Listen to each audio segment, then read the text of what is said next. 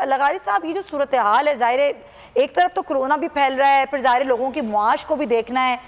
इस तमाम तरह सूरत हाल को देखते हुए जिस तरह लोग अब नॉन सीरियस हो गए हैं, ख़ास तौर पे कोविड को लेके, मास्क पहनना, सोशल डिस्टेंसिंग करना, सभी लोग भूल चुके हैं, सब नॉर्मलाइज हो रही हैं चीज़ें।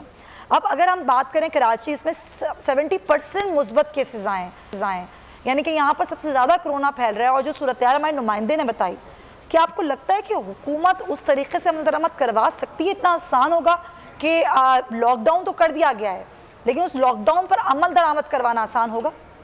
नहीं, पहले भी करवाया था और उस पर अमल दरामद भी हुआ था, और ऐसा भी हुआ था कि पूरा शहर बंद होता था, ट्रैफिक नहीं होता था, बाज़ार बंद होते थे, दुकानें बंद होती थी, हर चीज़।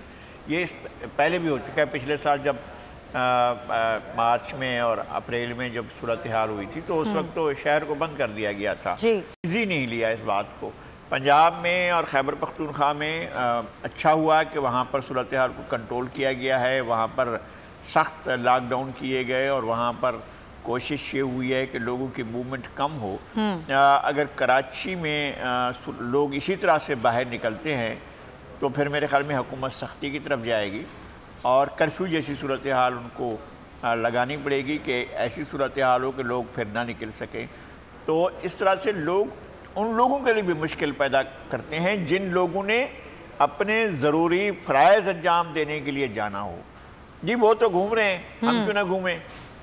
वो एक ड्यूटी पर जा रहा है, ड्यूटी पर मौजूद है, उसकी ड्यूटी है, वो एयरपोर्ट जा रहा है, उस पर एयरपोर्ट काम है, एक रेलवे स्टेशन जा रहा है, वहाँ पर उसका काम है।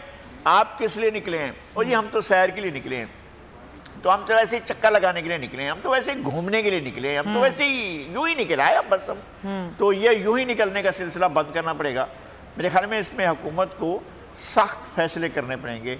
अगर बहुत ज़्यादा सख्त फैसले नहीं किए गए तो फिर सूरत हाल बहुत संगीन है, और कराची के कई इलाके ऐसे हैं जहाँ पर ये तेज़ी से फैल रहा है कोरोना, और उससे ज़्यादा मुश्किलात पैदा हो रही हैं। बिल्कुल आप सही कह रहे हैं डॉक्टर साहब। इस तरह की खबरें भी सामने आई कि इंडियन वेरिएंट जो है उसके बारे में ये भी नहीं कहा गया कि तरदीद की गई हो कि इंडियन वेरिएंट जो है वो नहीं आया है, तस्दीक भी नहीं की गई।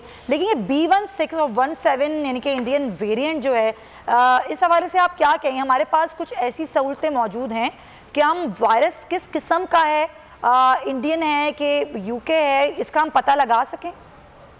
देखिए, अभी यूके और साउथ अफ्रीकन और ब्राज़ीलियन वेरिएंट को डिटेक्ट करने की कैपेबिलिटी यहाँ मौजूद है, उसकी सहूलियात मौजूद हैं। इंडियन की अभी नहीं आई है, कुछ 2 हफ्ते के अंदर कुछ चीज़ें आ जाएंगी कि जिसको करें।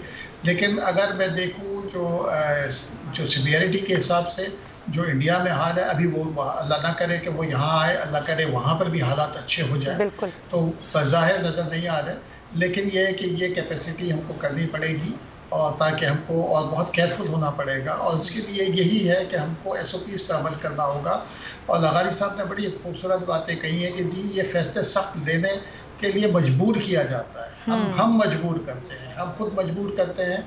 और हमको देखें ना, आपने पार्क्स खोले थे, उसमें यह था कि जी वॉकिंग के लिए वॉकिंग ट्रैक खुले रहेंगे, लेकिन लोग वो ऐसे ही जैसे नॉर्मल पार्क्स खुले में। तो आज ये भी फैसला हुआ कि वॉक के लिए भी अगर 15 दिन लोग वॉक नहीं करेंगे, जिसको वॉक करना है वो रोड पे करें, लेकिन पार्क्स को बंद किया जाएगा। तो ये सारी चीज़ें की गई हैं, और ये बहुत मुश्किल फैसले थे। इसके ऊपर काफ़ी डेलिब्रेशन हुई, काफ़ी डिस्कशन हुआ, और फिर यही हुआ कि इसके अलावा और कोई चारा नहीं है। लेकिन आप कर्फ्यू नहीं लगा सकते, क्योंकि उसके अपने एक मसाइल होते हैं। इसलिए हम लोग अगर हफ्ता 10 दिन भी अपने आप को रवैयों में तब्दीली ले आए, जिम्मेदारी का सबूत दें, तो इंशाल्लाह ये सारी चीज़ें कंट्रोल में आ जाएंगी। डॉक्टर साहब, अस्पतालों में क्या सूरत हाल है अभी? केसेस की शरह कितनी बड़ी है, और अस्पतालों पर क्या दबाव की सूरत हाल देखी जा रही है? जी देखें, अभी कुछ अस्पताल तो ऐसे हैं जिन पे हमेशा दबाव रहता है, जिसमें हमारा हॉस्पिटल भी है, इन्फेक्शस डिजीज़ का हॉस्पिटल भी है, वहाँ पर भी दबाव काफ़ी है। अगर खान पे दबाव बहुत है, प्राइवेट हॉस्पिटल पे भी है, और कुछ जो सरकारी पब्लिक सेक्टर के हॉस्पिटल हैं उनमें गुंजाइश मौजूद है। लेकिन अगर हम लोगों ने ये फैसले नहीं किए तो अल्लाह ना करे कि वहाँ पर भी इतना दबाव हो जाए कि हमारे पास फिर कोई सूरत नहीं रहे। अभी चंद मखसूस जगहों पे है, लेकिन अगर अभी इतना दबा दें कि हमने ये जो एक्सपो सेंटर का HDO बंद कर दिया था उसको दोबारा खोला, 50% से ज़्यादा मरीज वहाँ भर गए हैं। मतलब 140 बेड में से 70 बेड वहाँ पर भर चुके हैं, शायद अभी बढ़ भी गए हों। तो इसलिए ये मकसद सिर्फ जो है ना, ये कोई किसी को शौक नहीं है, किसी को इसमें फ़ायदा नहीं पहुँच रहा कि ये सख्त इक़दाम करने के लिए। लेकिन अगर आज ये नई फैसले किए तो फिर 15 दिन बाद उससे डॉक्टर साहब, लेकिन आप मुझे एक बात बताएं, ये सयाहती मकामात खोलने का फैसला दुरुस्त है हुकूमत का? देखें, यहाँ सिंध में तो सारे बंद हैं, सारी सयाहती बंद किए हुए हैं, अभी भी ये सारे बंद रहेंगे।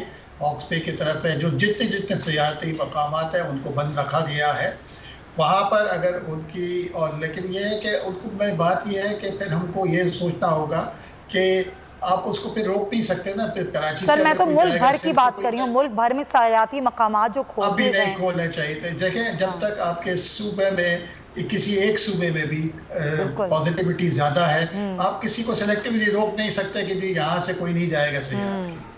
तो अभी नहीं खोलने चाहिए थे, लेकिन जो लोग बैठे हैं उन्होंने कुछ सोच समझ के किया होगा। मेरा अब तक तो ख्याल यह था कि हमको पहले ही एक हफ्ता आगे कर लेते तो पूरे मुल्क के लिए तो ज़्यादा बेहतर रहता। बिल्कुल आप सही कह रहे हैं डॉक्टर साहब, बहुत शुक्रिया आपके वक्त का। और बिल्कुल दुरुस्त है कि जब आप देख रहे हैं कि एक सूबे में सूरत हाल तशवीशनाक हो रही है, मुस्बत केसेस बढ़ रहे हैं, तो फिलहाल जो सयाहती मकामात हैं उनको खोलना रिस्क में डालने वाली एक सिचुएशन हो सकती है। लेकिन जाहिर है जो फैसला साज हैं वो बेहतर समझते हैं कि उनको क्या फ़ैसला करना है।